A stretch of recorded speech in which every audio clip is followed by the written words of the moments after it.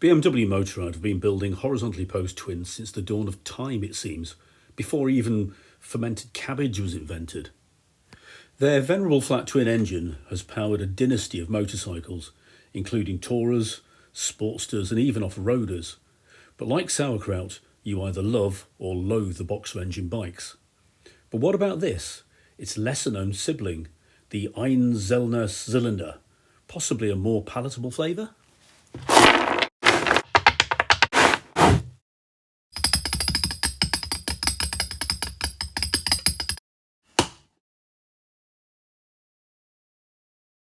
This particular incarnation is the R26 and rolled off the Berlin production line in 1960.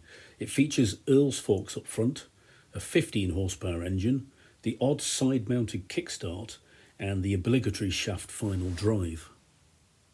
It really is a very pretty little bike this, but let's see if function matches form out on the road. And straight into a decent test. This hill is steep and we're just about pulling 40 up here.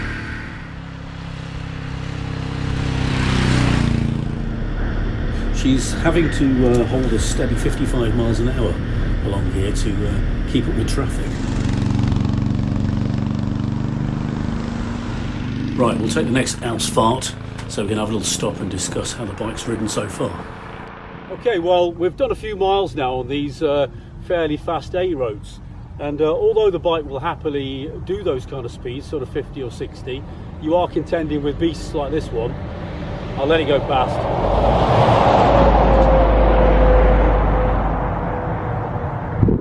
To be honest with you, you feel like you're pushing the engine a bit hard to stay with the traffic at that kind of pace.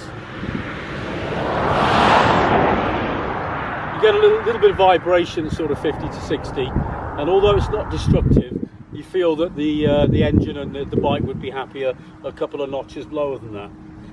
Also, if you get stuck on a hill, you tend to end up with a pile-up of traffic behind you. So I think we'll head off down the small lanes, we'll get the speed right down, and we'll see if we both feel happier together there.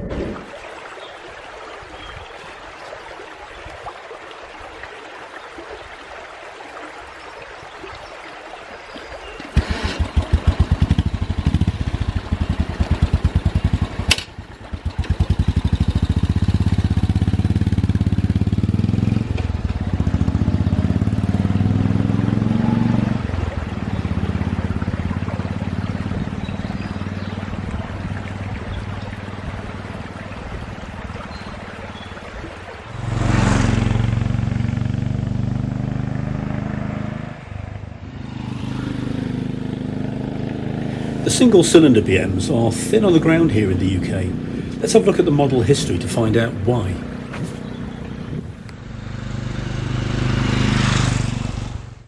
The R39 was the first single-cylinder, built in 1925. It featured a 250cc engine and leaf-sprung forks. It did well in competitions, but not so well in the showroom. Further 250cc singles came along until the war intervened. Post-war, the R23, the R24 and R25 proved to be the most popular models, probably being the most affordable. So in that austere post-war era, the BMW 250s really did become Das Motorrad, with close on 200,000 units leaving the factory. I expect an equivalent BSA or Triumph was a far more popular choice here in the UK and probably a lot cheaper, which might explain their relative absence on our roads. The R26 featured here ran from 1956 until 1960, when the final version, the R27, replaced it.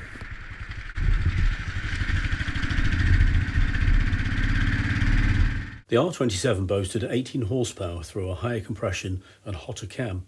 It also had rubber mounts for the engine to quell some of the vibes.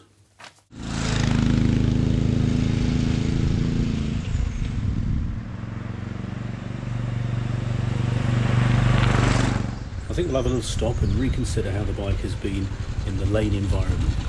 Well, I've got quite a few miles done today in the lanes, and I've got to say this bike is so much nicer in the lanes than out on the big A roads. The suspension has proved to be the outstanding feature.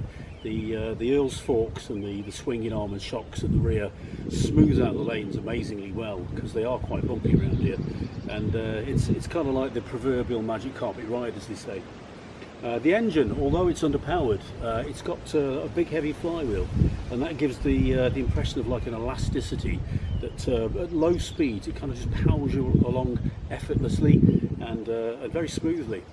The brakes are strong enough for the performance you've got. They're actually really rather good, and the speeds you're going to get up to modest kind of speeds, 40-50 miles an hour around the lanes, it hauls you down, no trouble at all. The comfort is really outstanding. This seat is an optional extra. It's a Denfeld, and it's kind of sprung along its full length.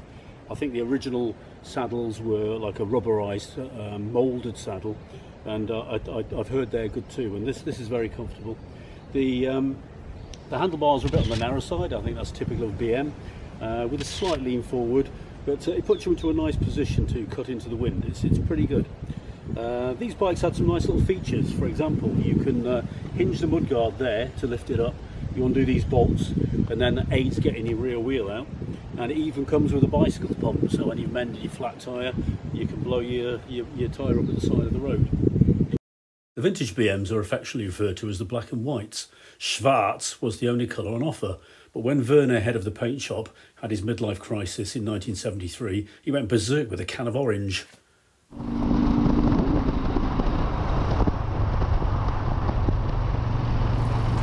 Right, we're back on the road. This little bike is a lot of fun in the twisties. The road hauling inspires a lot of confidence. It feels like a much bigger bike.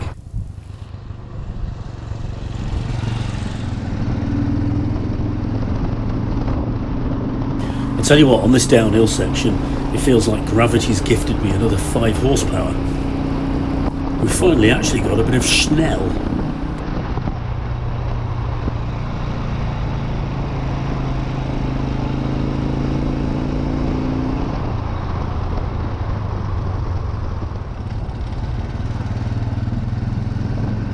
With 230,000 units built, the final R27 heralded the end of the single-cylinder BMWs.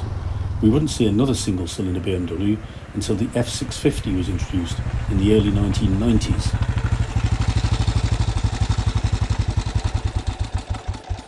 Well, that concludes my review of the BMW R26. Tune in again for my next instalment.